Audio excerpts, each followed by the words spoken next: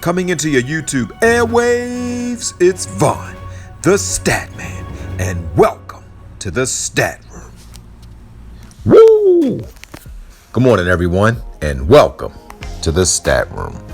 All right, ladies and gentlemen, so before I get into this video, let me introduce myself. Guys, I am Vaughn the Stat Man. You can follow me on Twitter at Vaughn the Stat Man, and guys, check out the website, vaughnthestatman.com. All right, ladies and gentlemen, so the lineup I gave last night, it did cash in the cash games just like I thought. It didn't cash in unlimited entry GPP, but it did cash in some of the single entry games, but it did cash in double ups, and you probably did when you're head to head. I did that video the night before. If I would have had did that video an hour before lock, I would have taken Bagley out. It would have put Allen in. Didn't know Allen was going to start. So that's the only thing that I would have changed, and if we'd have changed and put him in, we'd have damn near took down every tournament. But I did the video the night before, so most of the people said that they used some of the players, some people used the whole line, but hey, it was free and it was done the night before. All right, so let's get right into tonight's slate. Now the slate tonight is a lot smaller. You only have 1, 2, 3, 4, 5, 6. You got 6 games, guys.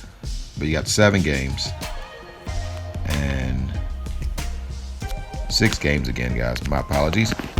But like I told you guys, when you're looking at an NBA slate, the main thing you look for is what games appeal to you the most.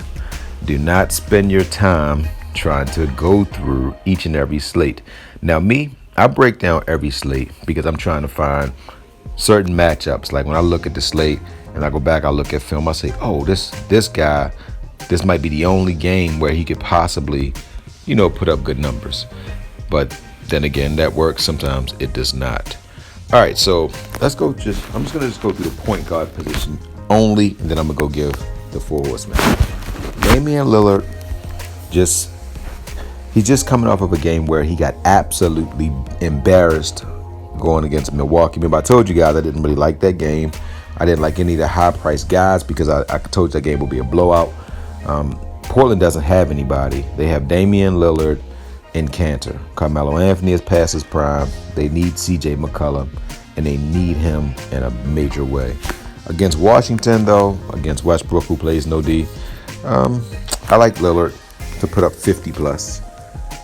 I like Westbrook more in this matchup, only because he's home and he didn't have to travel.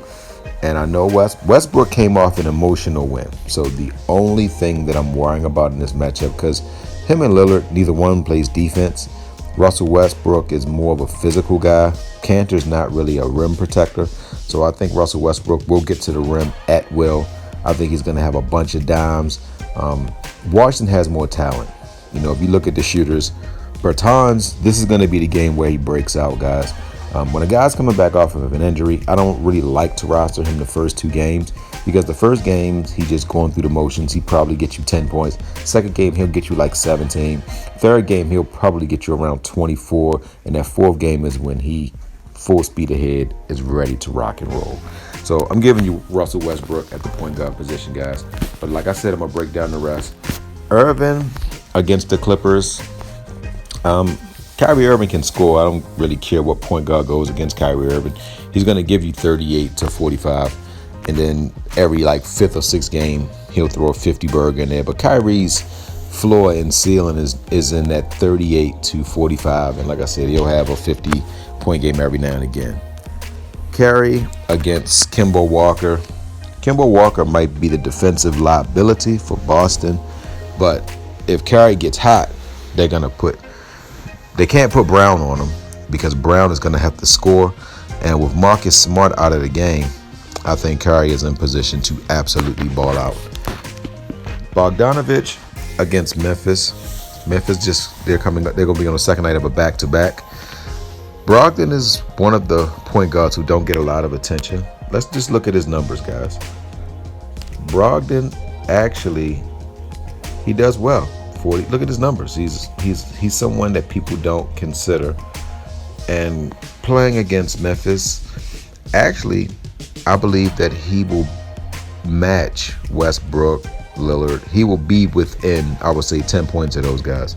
So let's say you get Brogdon at 84 and he gets 44, but Westbrook at 10-5 gets 51. It's not much of a difference. So that's how I look at it. I would, if I had to choose, and I'm playing a GPP, I would take Brogdon over both of those guys. I wouldn't take Moran on the second night of a back-to-back because he's coming off of an injury. He might not even play. If I was the coach and he's the franchise, I wouldn't play this guy on the second night of a back-to-back. So if he doesn't play, then look for the backup point guard because he will make value. Because he will, just on the floor as a point guard, you'll get 25 points just by being on the floor and passing the ball in an NBA setting. Lowry, he struggles against Orlando. I don't know what it is, but this is like his Achilles heel. He just doesn't do good against this team. Conley is going to ball out, guys. I love Conley in this matchup. Walker, I don't like Walker because he's going across the country. I don't like any team when they go from East Coast to West Coast on the first game. Because, guys, I'm telling you, I'm from the East Coast. I lived in L.A., and when I flew to L.A., man, them first 2 days, my body was just out of whack. By my third day, I was in rhythm. But them first 2 days, if anybody travels, I'm telling the truth. Love Reggie Jackson against Brooklyn. DeLon Wright in Utah. Utah is going to be out for blood. They got embarrassed against Denver. It's going to be ugly. I'm talking about super ugly for Detroit. And that's it, guys. So now let me go and give you the rest of the four horsemen. Now, Beal is in a great position.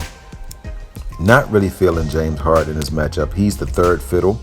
I don't know why he's 10-5. When all three of these guys play, he will not get 40 points if Durant and Kyrie play because Kyrie's not taking the backseat and Durant's the best player on the team. So that means James Harden has to be number 3. Van Vliet, I like him more at home. McCollum is out. I'm giving you Donovan Mitchell, guys. Donovan Mitchell is going to be out for blood. I think Donovan Mitchell is going to go crazy in this matchup. He probably won't play in the fourth quarter, so hopefully he'll have 40 before that is the case. Now, I'm going to give you guys at the small forward position, I'm going Kelly Oubre. Now, Kelly Oubre is going to be a guy that he's not going to be rostered hardly at all. In this matchup against Boston, Kelly Oubre is going to get better and better. But the thing you never have to worry about with Kelly Oubre is that he brings energy. His three-point shot is going to be corrected. It's going to get better, guys. His form and everything is there. It's just not falling. And in the NBA, you have those games. Sometimes you have weeks and weeks of just bad, basketball. But I think he's going to ball out in this matchup. All right, guys. And last but not least, the boomstick play of the night is none other than Serge Ibaka. I don't care who Brooklyn is playing. I'm starting every power forward and every center against Brooklyn until they prove that they can rebound and stop guys in the paint. I'm going to play any team's big man. This is one of them games where Ibaka go for 35-40 because DeAndre Jordan can only give you 22 minutes. So Ibaka can give you 30. So when once Jordan goes out of the game, you're going to have Green at the center position going up against Ibaka. I like Ibaka in that matchup. All right, guys, so you got Ibaka, Oubre, Mitchell, and Westbrook. All right, guys, so that's it, guys. I am on to break down the rest of the slate. So, guys, if you made it this far, I would appreciate it if you hit that like button. Also, subscribe to me, guys, and check out my website, guys, VonTheStatman.com. All right, guys, so, guys, don't forget to win-win. That means give people what they want so you get what you want. And, guys, don't forget to think and ink. That means write it down so that way it can come true. And good hunting on all your DFS contests.